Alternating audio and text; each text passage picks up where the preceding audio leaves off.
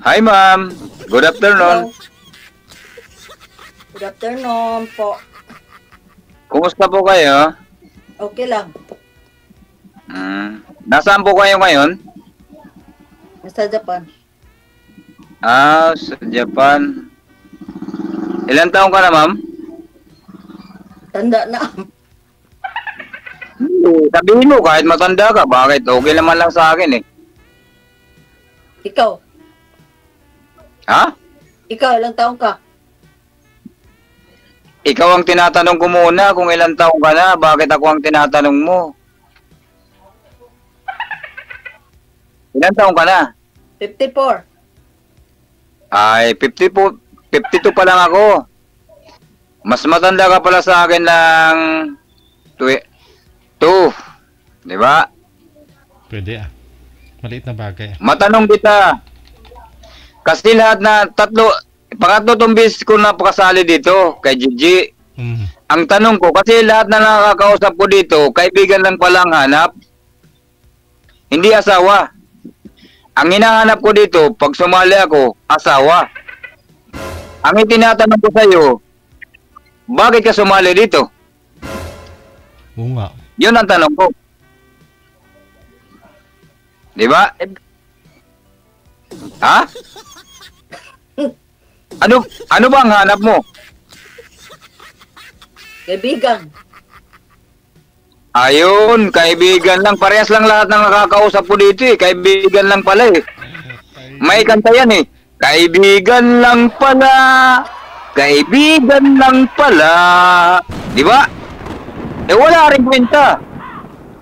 Dapat yung sumasali dito, asawa yung hinahanap. Hindi kaibigan. Kasi ako, ang hinahanap ko asawa. Yung magiging asawa ko.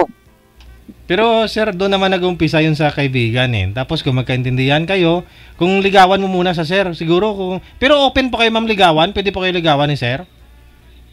Pwede. Ah, yun. Pwede. Ligawan mo muna ako. Yun. Gusto ni sir kaagad, asawa eh. Hindi naman pwedeng ganun sir. Ma'am no? Oo nga. Nawala siya. Nawala siya. Hello? Tika lang po, tawagan natin ulit ma'am. Ibaba niyo po muna yung tawag. Okay, baka ayaw DJ. Hindi, baka nawala ng signal, may dumaan na aeroplano.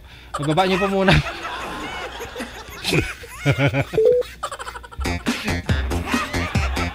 Bakit ganon? Sumali kayo, asawa, kaagad. Hindi kaibigan.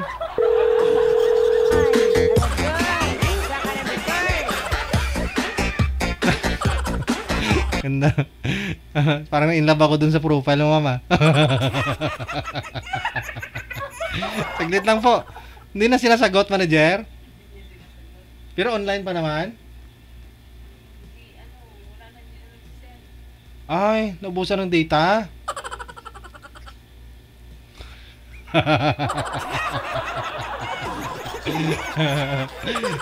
Ay, ayaw niya siguro mag-effort.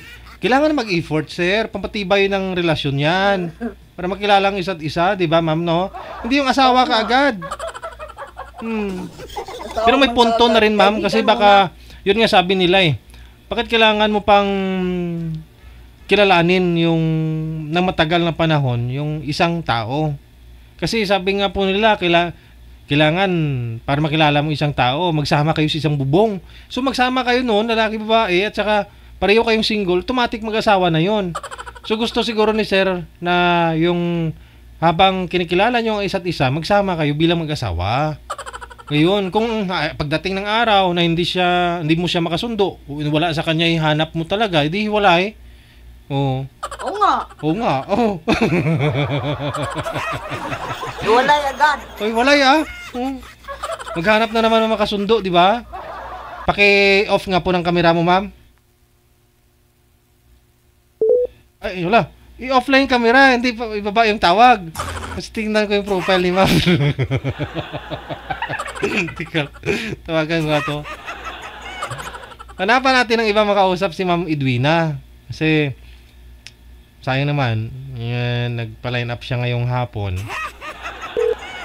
Tapos hindi lang siya makahanap ng ano. Ayan, yung profile niya oh. Ma'am Edwina, ma'am?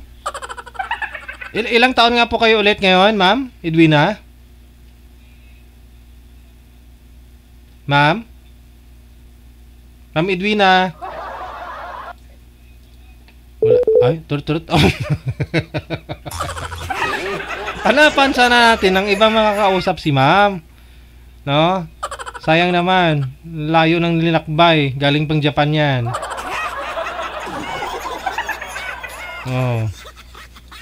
Ma'am, kasi sa pangalan pa lang ni ma'am, sabi ko baka lalaki siya. O Edwin na. Ngayon lang ako nakabasa ng ganyang pangalan, babae, Edwina.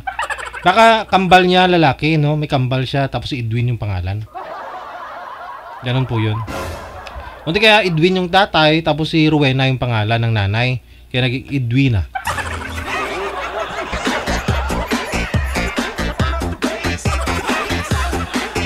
Hindi na talaga ma-reach out. Di naman tawagan si sir. Okay. Sige. Hanapan ng ibang makausap to si ma'am. Lunes na Lunes. Uy, mag-uundas na. Kailangan. Sayang yung kinakain yung mga malagkit dyan na wala man lang kayong mga asawa.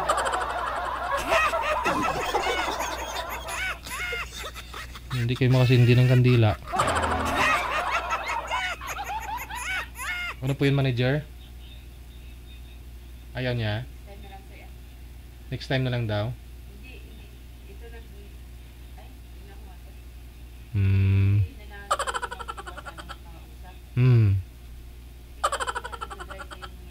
Okay. Hindi naman po pwedeng nag-drive.